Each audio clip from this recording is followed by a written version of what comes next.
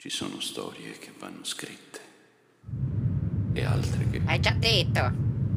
Ah, scusa. Hai già detto. Non... È un'altra questa? È un'altra. È diversa? Eh. Scusa. È gratis! Lo scarichiamo prima che fuoco? Non te lo sei ancora scaricato, ma come te lo devo dire? È gratis! Se non te lo scarichi, quello te mena con tutte e due le mani, ma forte, mica piano. Ma che stai a fare le rime? Se gratis condito, sbrigati a scaricare che finisse!